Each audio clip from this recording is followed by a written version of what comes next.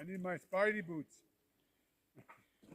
Wet, icy metal roof is not a good combination for safety, but it's what I got. I don't have any crepe soles or magnetic boots. Anyway, not that that would help, but this is something I wasn't expecting we had to worry about, but we're starting to, it's so warm so quick that we're getting ice. The ice up there isn't necessarily from just lack of, in our attic area, we're insulated, but it's just got really cold to really warm. Like it's quite warm. I'm ready to pull off my jacket, maybe my shirt. And so we're getting thaw during the day, it runs down and then freezes at night and just builds up ice dams. But they're coming off, they're okay, but the problem is it comes down below and then it freezes up here and it creates a block. So where it comes onto this roof here, water starts, when it does thaw, the water falls in behind. It doesn't really hurt anything, but it drips on the sun deck, and I don't want water on the sun deck. So we gotta clear it off. And the other side has been done, and it's wider because it's 12 feet there. This is only about 8.5 feet. But you gotta walk gingerly. But it's a gorgeous day, so we're gonna get this done here, and then we're gonna go drill some holes and for our first time try some ice fishing today. It's a gorgeous day, and then probably get some firewood. I think that's it for today's chores. So even though it's winter time, it's not like there's nothing to do. You get up in the morning and you go, yeah, I gotta do this today. I gotta do this today. So I kind of not normally a guy who gets his firewood in the winter time. I've never been that way, but apparently that a lot of people do that around here. I don't know what it is, but we didn't get enough wood in for the winter. Busy doing other projects like building the place up there, and of course now you know we have a house. So what we're going to do, this is what we built this last year, all by hand, and I mean literally everything on here was physically lifted up into place, logs, everything. There's nothing on here that the machine put in place. We did all the concrete, as you'll see, by hand with a mixer. It was a lot of, we did probably 11 yards of concrete for the footings and foundation wall, all by hand with a cement mixer. I don't know how many mixes we made, but I'm guessing at the volume that we probably made about I don't know, 150 mixes, 160 mixes. But we're going to kind of hold off because we're a little bit out of chronological order here.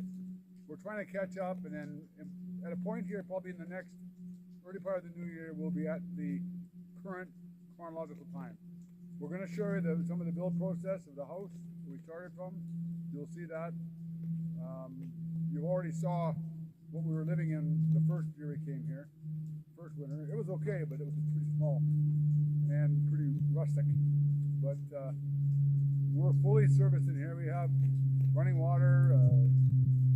Our water comes from a well right by the lake, and you know, set the fields over there. We're 224 feet from any water source, so we're even by city standards we're safe.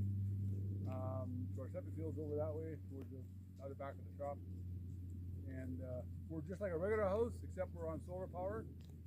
And when we don't have beautiful sunlight today, we may have to use a generator for a few hours each day. I've got a diesel one, it's 25 kilowatt, but it stopped working on us, so I'm going to have to rebuild it.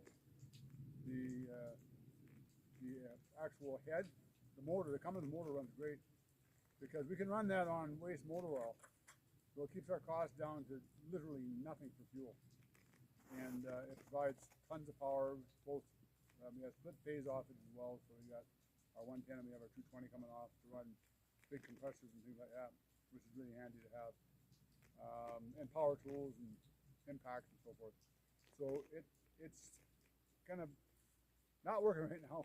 So we got some regular, just smaller, like 6,000 watt generators, and it's for just charging the batteries up, and it works fine. And we can use it to run most of our our bigger power tools off of that anyway, because it's got 6,000 watts and dedicated 30 amp plug as well. So, but a few more panels are going to go on. We're going to double our panel output. We're bumping up our controller to 120 amp controller. We can feed more juice into our batteries, get up around 65, 70 amps coming in to charge. But right now, on a good day, like right now, we're not getting quite, we hit in the summertime, but we'll probably peak out at about 35 amps today on what we have set up. On a really good day, we can get up close to 40, about 39.5 amps coming in. And that brings our batteries up really quick. Like it can be down at 23.2, 23.3, and literally in an hour and a half, 2 hours of that kind of sun, we're up at 25.6, 25.7. So it really does add. And we have 16 batteries, deep cycle batteries in there. So it works good. I don't know if I got the system exactly how it should be perfectly, because that's not my trade. But I did some research, and we've done this before 20 years ago, over 20 years ago we did this. And it worked fine when there was 7 of us, 5 kids at home, and Ingrid and I, up in northern BC. And we were okay. We did quite well. But I'm sure if some expert in the field came and saw what I said, oh, you haven't got that quite right. No, that's not quite right.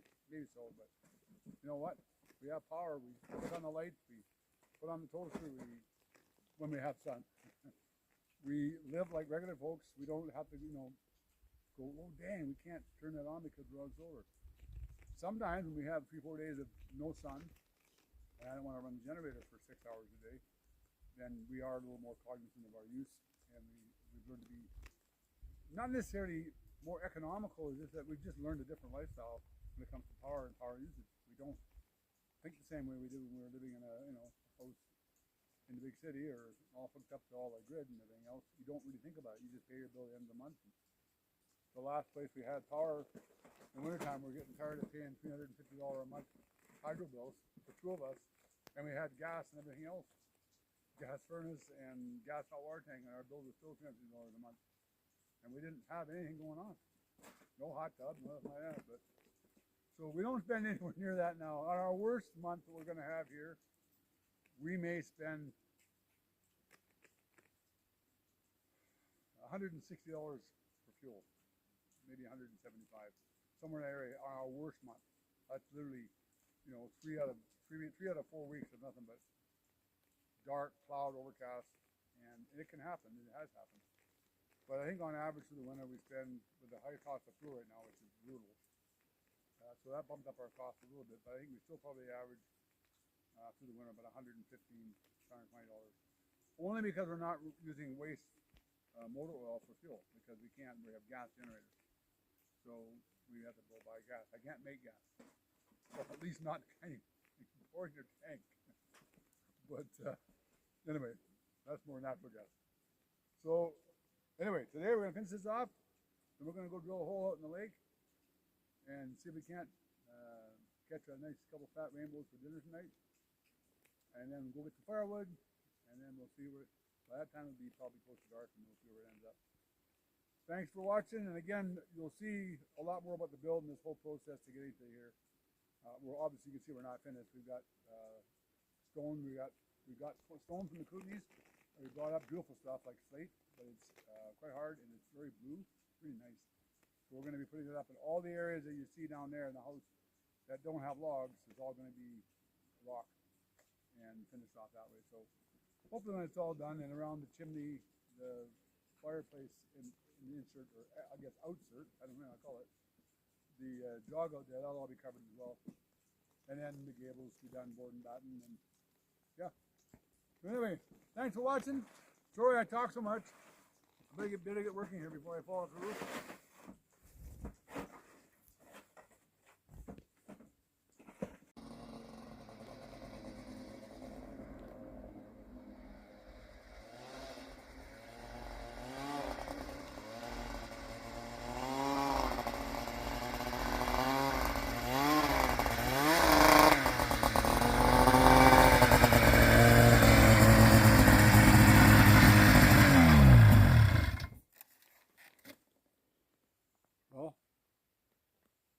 So I don't know what the lake is.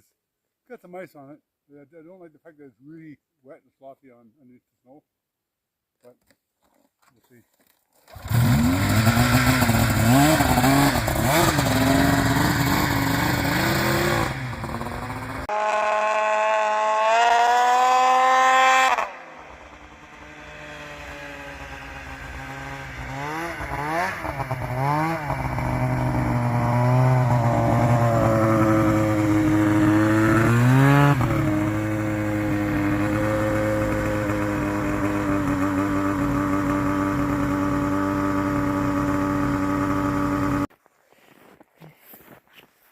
Okay, so this when the ice is off, this spot here, right, as you can see how close we are to our house.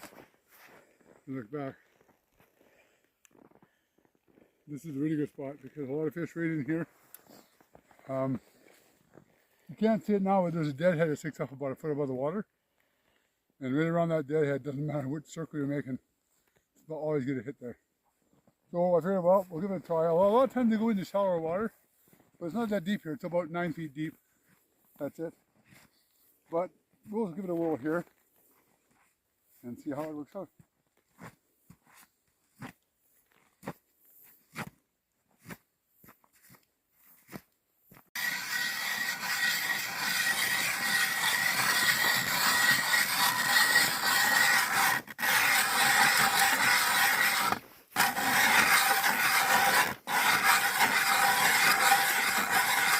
Definitely some ice fish. Seems to be more out here than it was in closer to shore, like 20, 30 feet off from shore. It was a lot more soft. And also, I don't know, we'll see. It might be the same though. Had about 7 inches at the shore, 6.5, 7 inches. Which is lots.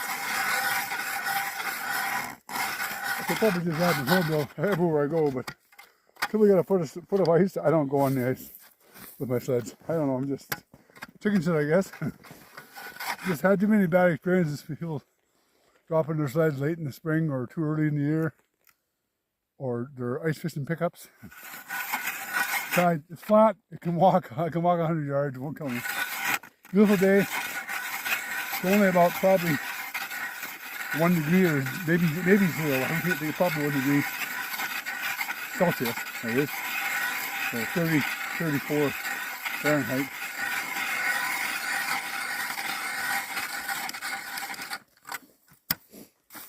Oh, I didn't bring out my spatula. We're in the hole. I don't have one of them fancy tip-up units and a little short rod, and I can sit down and palm back beer endlessly until I catch one. I don't drink anyway. But I just use my fishing rod to use in the summer. We're going to stand back a bit, but if they're there and they're into it, they'll bite. We'll a bit, see what happens. I brought my spotlight so I look down the hole and see where they are, see if they're there.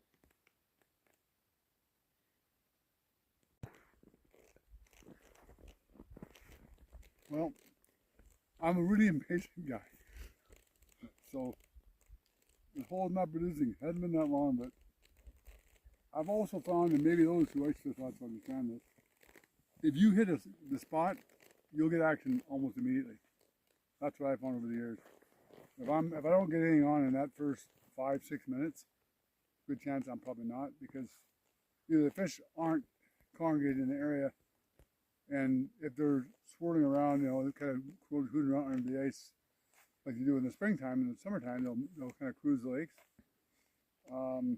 Usually 5, 8, maybe 10 minutes max. They're going to come by a cycle. If they don't, I just find our spot. And it seems to be crazy. Like, you almost got to be bang on the spot. You can't be even 15, 20 feet off. I've sat on lakes, 20 guys ice fishing for rainbows in the caribou. 2 guys just nailing them. Bang, bang, bang, bang. Everybody else, nothing. Next day or 2 days later, you go out again, and you go and grab their holes, or you drill close to theirs, and you're like, well, that's got to be the place. Then when you were the last time, guys are pulling them up like crazy. You're like, what the heck? Like, this doesn't make sense. And you can jump back and forth all day long. And if you're going to get them, you're going to get them. Get the right spot, get the right spot. Otherwise, you sit here looking like a dummy, looking at a hole in the ice. all day.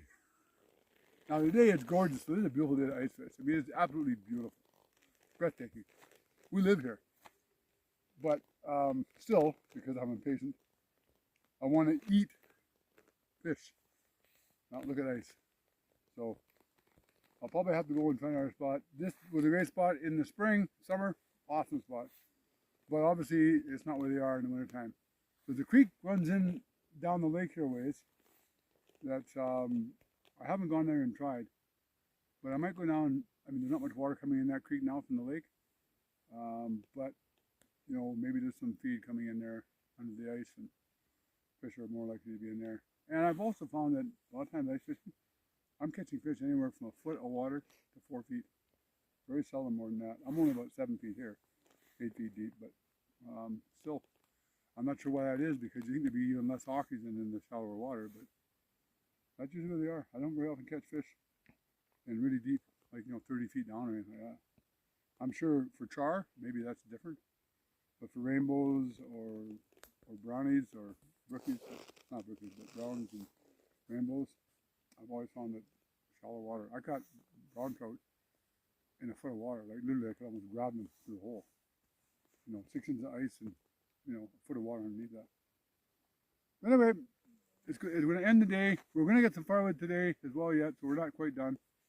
But as it stands, I got the roof shovel off. I didn't fall to my death. And I got to drill a hole in the ice and at least say I went ice fishing today. And yeah, so we'll see. The day's still early. Got lots of day left. We'll see what happens. Trying to get something to eat. Have a great day. Thanks for watching.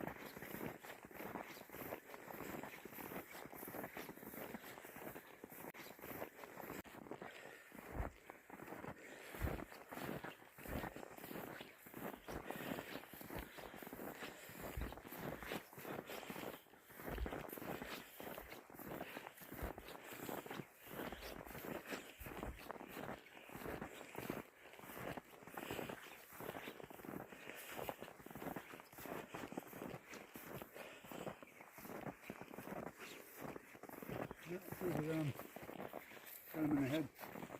Back of the head and the neck. Beautiful hide.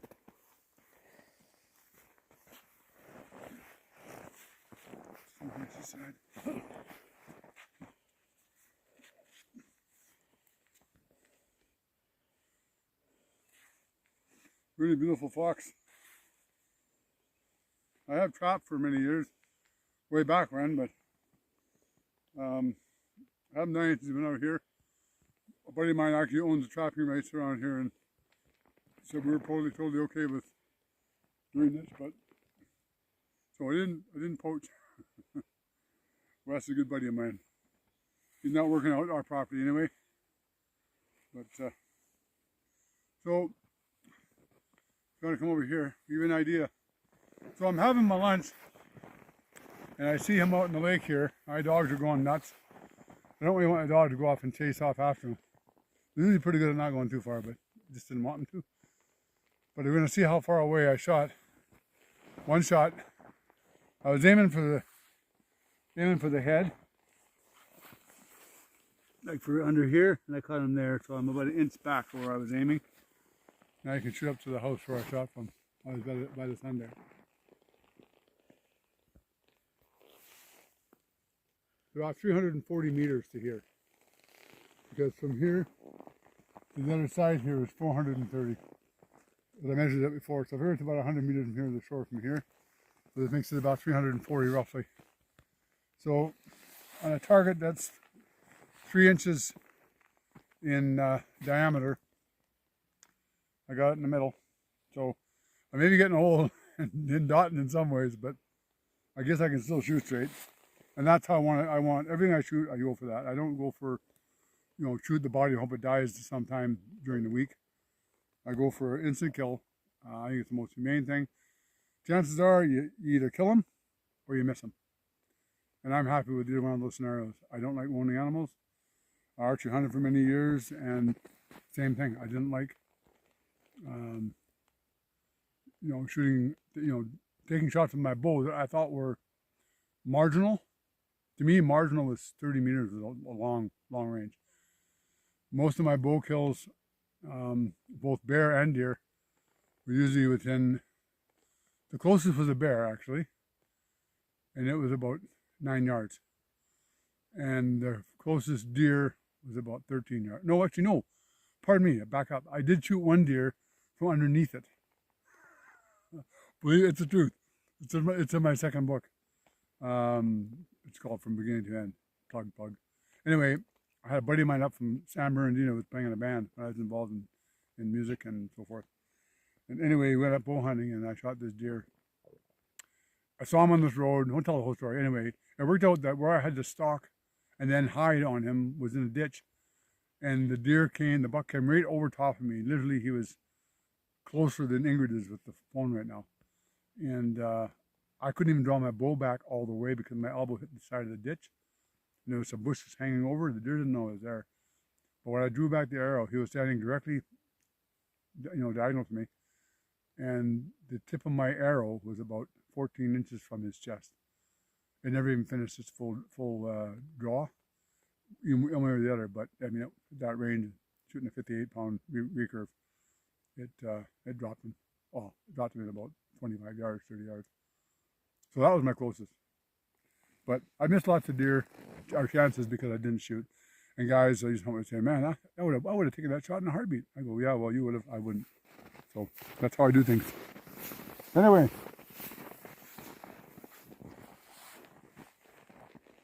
Nice fox. We'll do something with them. The dogs will get the meat. We'll cook the meat up. And we will skin up the hide and maybe make something for my sweetheart. We like furs. We like leather.